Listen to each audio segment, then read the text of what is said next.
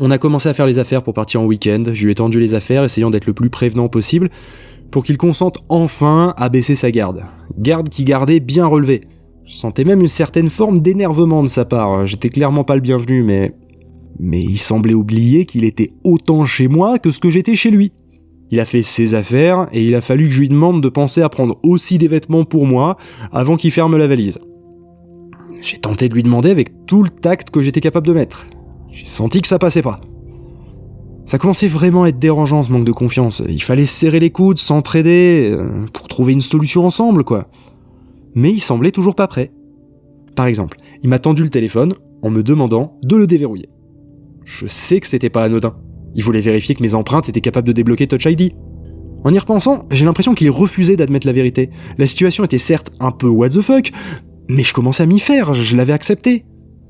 Le téléphone dans les mains, j'ai vu une photo de lui au bureau, envoyée apparemment en MMS à ma copine, et là je me disais qu'elle devait continuer de s'inquiéter. J'ai failli prendre l'initiative de la contacter pour la rassurer, quitte à lui mentir, lui dire que tout est réglé. Après tout, comment lui expliquer la situation, hein ? Mais j'ai préféré être diplomate, éviter la moindre vague. J'avais l'impression de devoir marcher sur des œufs avec lui. Alors avant de la contacter, je lui ai demandé son avis. Comment on fait pour notre copine, on lui dit quoi ? Cette phrase sonnait bizarrement une fois sortie de ma bouche. Je l'ai vu dans ses yeux que je l'avais un peu froissé. Elle était pourtant techniquement correcte, cette phrase. J'enchaînais malgré tout en tentant d'être un peu souriant, malgré le fait qu'il commençait un peu à me fatiguer avec sa mauvaise humeur. Ça va être un peu galère à expliquer, je te propose qu'on lui dise que tout va bien, que c'est réglé. Et c'est ce qu'on a fait. Heureusement, on a fini par prendre le volant. Ça commençait à être long et j'espérais que ces 4 heures forceraient une certaine cohésion de groupe. Oui, de groupe. Avec moi-même. En signe de bonne foi, je l'avais laissé conduire, comme il me l'avait demandé. Je l'ai lu sur son visage, ça l'a un peu soulagé. Vraisemblablement, il s'inquiétait pour ça. J'avoue que là, moi, j'étais un peu tendu en tant que passager, surtout les premières minutes. Sa conduite, elle était un peu brusque quand même dans les virages. On était lancé sur la rocade depuis une dizaine de minutes quand j'ai voulu prendre la parole, mais lui, il a fait de même. Finalement, il m'a laissé la parole, enfin, je crois. Bref, je lui ai demandé s'il était prêt à discuter de sa version de la journée pour qu'on trouve le dénominateur commun, probablement la cause de ce dédoublement. Là où j'ai merdé, je crois, c'est quand j'ai parlé de le renvoyer dans son monde. C'était pas vraiment ce que j'insinuais, et là j'ai senti tous les efforts de diplomatie s'envoler. Après un silence gêné, j'ai enchaîné. Tu penses que le dédoublement a eu lieu à quelle heure ? Parce que si tu t'es levé avant moi, quand tu es venu dans la chambre, après la douche, je pense que tu aurais remarqué si j'avais été présent, non ? Un peu fatigué de parler à un mur, et voyant de toute façon une faille dans mon raisonnement, j'ai répondu probablement un peu sèchement pour le coup, « T'embête pas, la lumière m'aurait réveillé. » Je lui ai alors raconté mon réveil, avec les indications de sa présence auparavant, comme l'humidité de la serviette ou l'absence des vêtements et autres objets. Lui m'a rapidement raconté ce que j'avais déjà déduit par moi-même. Le mail, les échanges sur Telegram. Ça nous avançait pas vraiment, je trouve, mais au moins on parlait, on échangeait. Je pense qu'avec les heures de trajet, on aurait pu arriver à une certaine forme de partenariat une fois à Nîmes. On a continué ensuite à dérouler chacun de notre côté la soirée de la veille, cherchant le moindre détail qui serait différent. De la nourriture au programme regardé sur YouTube, on a tout passé au crible.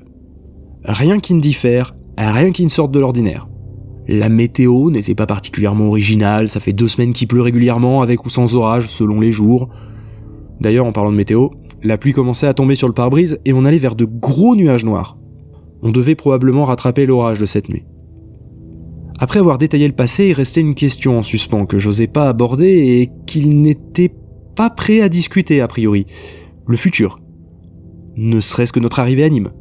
Quelle serait la stratégie ? Est-ce qu'on en parlerait à mon père ? Est-ce qu'on déciderait de protéger le cœur fragile de mamie ? Bref, j'étais dans mes pensées, à réfléchir à un moyen d'aborder ce point délicat quand il s'est adressé à moi. On s'arrête fumer une clope ? Je suis sorti de ma réflexion juste à temps pour voir le panneau de l'aire de Carcassonne filer à ma droite, 2000 mètres. J'étais surtout surpris par cette première fois où il semble s'adresser à moi quasiment normalement et me proposer de fumer avec lui. J'ai répondu « yep » en bouffant à moitié le mot sous le coup de l'émotion. J'avoue que ça me faisait tellement plaisir. J'ai senti un énorme soulagement. Je sentais qu'un truc s'était débloqué, l'atmosphère était moins pesante. Bref, je respirais un peu. Alors, je sais pas si c'était la fin du stress, ou la pluie qui tombait toujours, probablement les deux, mais j'ai soudainement eu envie d'aller aux toilettes. Voie de décélération, traverser la station, il a garé la voiture devant la boutique. J'avais envie d'aller pisser, mais je voulais pas rater le fait de fumer enfin ensemble, de façon détendue, entre partenaires de galère. J'ai donc demandé de m'attendre. Je réalisais qu'on n'avait pas été un instant chacun de notre côté aussi depuis notre rencontre il y a bientôt 2 heures de ça. Alors que j'étais aux toilettes, et probablement grâce au soulagement, j'ai pu prendre du recul et finir par comprendre toute la réticence qu'il avait initialement. Parce que moi, j'avais tout perdu au début de la journée, et le rencontrer, ça m'a au final rassuré. Mais pour lui, au final c'était plus ou moins l'inverse.